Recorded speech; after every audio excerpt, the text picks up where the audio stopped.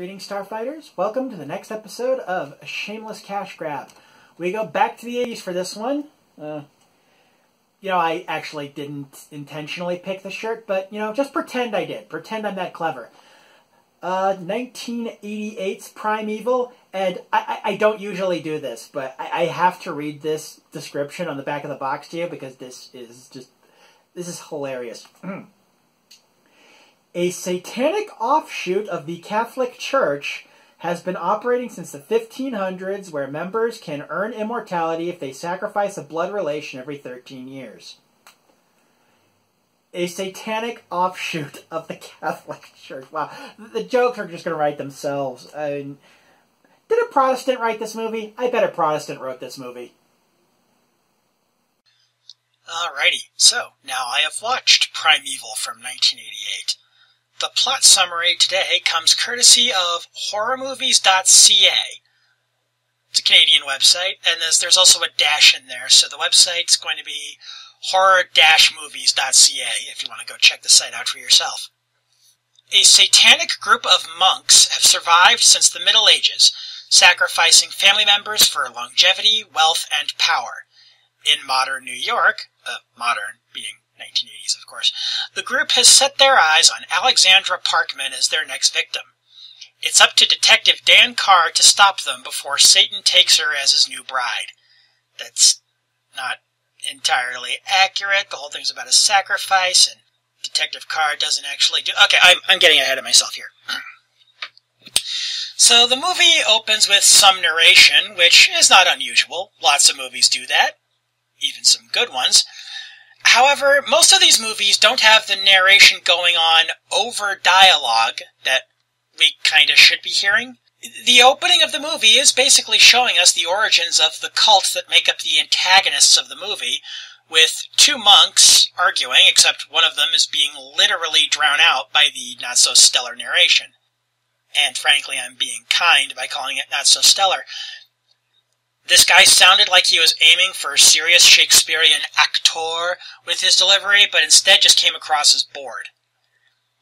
Also, the second monk wasn't actually in the cult. This is the sort of origin story of the cult, and the guy who actually did find it kills the other monk, and blah, blah, blah. But, at least the movie doesn't waste any time. It's less than 4 minutes in before we get to the present day. Again, present day being 1980s, and the virgin sacrifice scene. Can't have a satanic cult movie without a virgin sacrifice. I think that's a law or something. After the sacrifice, we meet our main protagonist. She's called Alexandra in the plot summary and occasionally in the movie, but for the most part she's referred to as Alex, so that's what I'll call her. Anyway, Alex appears to be some kind of social worker, but I don't buy it. She actually looks like she gets enough sleep and has time for one-on-one meetings with her clients. That's just not realistic. We don't learn much about her in her introduction. She helps people, is loyal to her friends no matter how obnoxious they are, and has a boyfriend she seems happy with. So yeah, either he's a cultist or one of their next victims, and he's going to get fridged so she can have an excuse to take on the cult that the friggin' Catholic Church has failed to dig out for hundreds of years. Or maybe he'll just die and she'll just be the damsel in distress. That's always a possibility, too. In fact, this is an 80s horror movie. That's exactly what's going to happen. Independent of all this, we meet a nun working for the Archbishop of New York who has been tapped to infiltrate the cult under the guise of a fake excommunication. 50-50, she either gets exposed and killed, or becomes one of them with no foreshadowing. Probably the former, as we learn she survived this cult once before already when she was a child and her mother joined up with them while the family was in Egypt as tourists. So after some bad acting and clumsy exposition, we get a goofy-ass fight scene where a henchman for the cult is trying to kidnap a former sex worker, who was Alex's client, and kill her boyfriend, the sex worker's boyfriend, for reasons that become clearer later in the movie. This was supposed to be tense, but the editing and fight choreography was so mediocre, though at least it had fight choreography, unlike Blood of Dracula's Castle, so points there. And the nightstand the henchman gets dropped through was literally made out of cardboard that they tried and failed to hide with a tablecloth. I was just laughing through most of the sequence. And then we learn Alex's tragic backstory, because of course she has to have a tragic backstory. Apparently she was sold as a slave as a child, or was going to be sold as a slave as a child. And all I can think is, movie, this is so above your pay grade. This is not an issue to take lightly, and an 80s satanic cult slasher picture is really not the place for this. Hell, my show isn't the place for this, and I discuss serious topics here all the time. It doesn't help that we follow this rather emotional sequence where Alex is being vulnerable with her boyfriend, Bill, about what happened to her, when she was 6, by the way, as if it wasn't icky enough. But we follow this up immediately with a cop, whose name was mentioned in the plot summary, but I don't like him, so I'm going to call him asshole cop for the rest of the episode, coming to her work and acting like a total jackass. Because sarcasm is the mode you definitely want to be in when informing a social worker that her client's boyfriend has been murdered and the client is missing. It's a shame this guy is a main protagonist, because rather than caring about what he was doing, I just spent much of the movie waiting for him to die. But on the plus side, sort of, we learn the reason her abusive father disappeared after having pimped her out. Well, I mean, the movie says she's a virgin, so maybe she wasn't pimped out. I don't know, that seems a little unclear to me, but anyway, her father was sacrificed to the cult by his father, Alex's grandfather. Also, for part of the, for the protection from Satan and the not aging for 13 years thing, which I think was mentioned on the back of the DVD. I don't remember. Anyway, yeah, but one of the deals when you sacrifice a family member, you don't age and you're protected by Satan from stuff for 13 years, and then you have to do it again. Only 13 years doesn't really seem worth it, but okay. This does beg the question, though. If you're sacrificing a family member to make a pact with Satan, but the family member you sacrifice is an abusive predator, and the movie makes it explicit that this is why Alex's grandfather chose him, wouldn't that kind of cancel it out? I'm probably overthinking this, but if the point of the sacrifice is to do something selfish to gain power and protection from the freaking devil, but you already hate the person you're sacrificing for abusing your grandchild, never mind. The grandfather's getting ready to turn Alex herself over to them anyway, so I guess that doesn't really matter, does it? That's the downside to writing these scripts as I watch the movie. Sometimes I get ahead of myself. A lot of the times I get ahead of myself, who am I kidding? Also, a lot of the time I just cut things out as they get proven wrong. But, as I've often said, this show isn't a review show, it's my initial thoughts about a movie, with some jokes and references peppered in here and there. On that note, support my Patreon, patreon.com/Arkle Studios. Oh, we also learned that Alex's grandfather has plans to try and take over the cult from its current leader. I do not see this plot thread reaching a satisfying conclusion.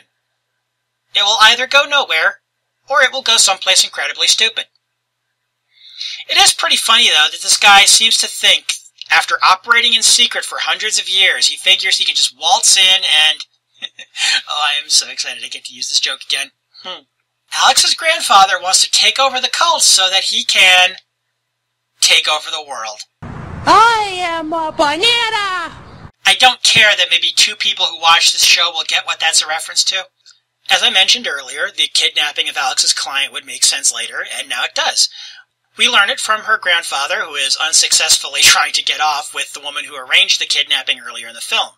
They don't explicitly tell us, which is actually to the movie's credit. They're, show don't tell and all that. But yeah, this is all clearly part of the plan to get Alexandra involved with the cult. Also, we've seen this kind of scene before, in this kind of movie.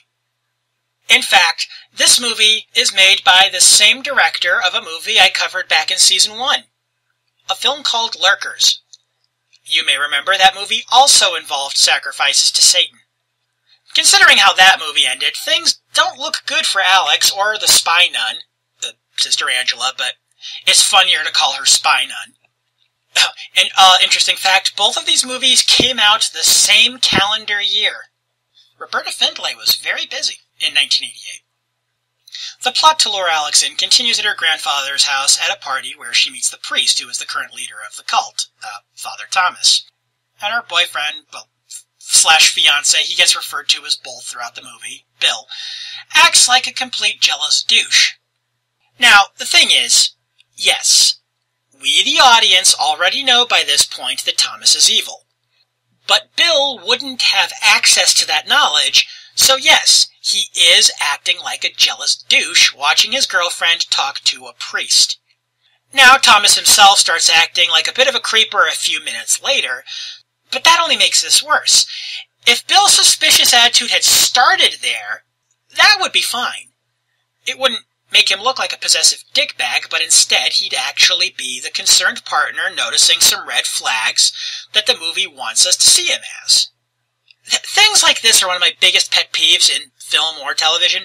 Problems that could have been fixed by something as simple as reordering just a few lines of dialogue, or just a few scenes, or things that would have had, like, zero impact on the running time of the film, or added seconds at most. I know movie studios want movies to be cut down as much as possible so they can pack in more screenings, and that it's really only well-established directors or event films that can get away with being longer. But I mean, I can think of several movies off the top of my head that had that kind of problem where you could have added a throwaway line of dialogue, or changed the order of a few other lines of dialogue, or had one scene be earlier in the film or whatever. It's like, Age of Ultron, Star Trek Nemesis. I'm gonna shut up now. Back to Primeval. Alex's mother, earlier in the film, made a comment that ended with the phrase, "over my dead body." If you guessed what happened next, congratulations, you're not a vegetable. This scene is incredibly lame, as given the distance between their rooms in the house, there is no way that Alex, even being on the phone with Bill, could not have heard her mother screaming for help, especially as the killer made no attempt to cover her mouth before pouring alcohol into it to try to make it look like she drank herself to death. When we meet Alex's mother earlier in the film, she's drinking quite a bit. So that sets that up. But to quote Spoonie from his review of the Wing Commander movie, there's willing suspension of disbelief, and then there's insulting my fucking intelligence. Also, if they were going to go to the trouble of making Alex's mother's death look like an accidental suicide, why did the henchman bring a machete? We go back to Spy Nun's subplot, and I will say this for the movie. William Beckwith, the actor who plays Father Thomas, does a good job at being a scenery-chewing villain. Nearly halfway in, and that's about the most positive thing I have to say about this movie, but, I mean, he's good at it. Gives good villain. Gotta hand it to him. After this, in another scene, skipping over some stuff that doesn't really matter that much, Father Thomas gets into a fight with the henchman from earlier. I didn't really see that coming, but I actually like this scene. The only downside here is that the actor playing the henchman isn't very good, but apart from that, the scene does a better job of highlighting just how much of a threat Father Thomas really is than just about anything else in the movie at this point. Ironically, this comes mere moments after his hypnotic abilities somehow failed on a sex worker that the henchman had brought with him. So, showing us the villain's weakness while not downplaying his threat level? That's a level of solid visual storytelling that seems oddly out of place in this movie. It might have been better if the henchman had been killed, but being put in his place works just as well, I suppose. Now, you may be noticing that so far I've not mentioned the cop from earlier in the movie lately. And that's because he hasn't been in the movie lately. However, as he was an awful character, I don't mind. You may have also noticed that so far nothing much to do with vampires has been going on. And you'd be right. And that's not going to change. So anyway, Alex has moved in with her grandfather, and Bill is being a dick about it, which, again, would be fine if, in-universe, he had something to go on other than him not liking Father Thomas, and she also seems to have stopped worrying about her missing client. You know, the woman whose kidnapping was supposed to be part of the chain of events to get her into the arms of the cult in the first place? This movie seems to be in an open relationship with continuity. However, continuity does come back in, but at last it brings asshole cop with it. I'm gonna skim past this bit. And also Alex's annoying friend from earlier. This is something else that Primeval has in common with Lurkers, in that it seems like nearly everyone in the protagonist's life is a shithead to one degree or another. Here, though, at least that seems to be mere coincidence as opposed to every single one of them being involved with the cult. Nay, several of them wind up victims of the cult, including Bill. I kind of saw that coming, especially when, during his fight with the henchman, he tried to garrote the guy from in front of him. Pretty sure that's not how that works. No wonder the henchman was able to throw him off the freaking roof. And then we get a confusing timeline, as in one scene the asshole cop and his partner are leaving to go to the scene of Bill's death, but just one scene later, they're back in his office and his partner is complaining about a lack of sleep. What the hell day is it at this point? It's been established that December 21st is the day they plan to sacrifice Alex. If I know what day it currently is in the narrative, I know whether I should be concerned if she's going to make it or not. Also, asshole's cop partner is kind of a dick too, though points for just straight up referencing Dana Carvey's church lady bit. That was funny. Less funny is how asshole cop figures out what's going to happen to Alex and plans a rescue by looking at a calendar. I'm not kidding. He's got this chalkboard all set up with the names of people who are dead or missing and all that, and information about the talisman that's been kind of a running thing through the movie, sort of the symbol of the cult. And then just suddenly he just realizes that it's the official first day of winter and goes all Sherlock Holmes on us. Yep, fuck it, movie's almost over, I'm just gonna roll with it. At least the following scene with the cops is pretty funny. Asshole cop is about to shoot the lock off the door to the church where the cult has been hanging out. But his partner goes, wait, and then turns the knob and the door is unlocked. I actually laughed at that, especially when asshole cop's partner just goes, it helps to check first. And it was intentionally funny, so you know what? Good for you, movie. Of course, it loses points for the cops appearing to get killed by Father Thomas off-screen after shooting at him more times than the guns they're shown carrying actually has bullets. I'm not a gun expert, but even I can tell the difference between a six-shooter and whatever the type of gun that uses clips is called. Look, like I said, I don't know guns. But I know that a six-shooter generally, unless you reload, has only 6 bullets. And the cops don't stop to reload, and each of them fires more than 6 times, and you see where I'm going with this.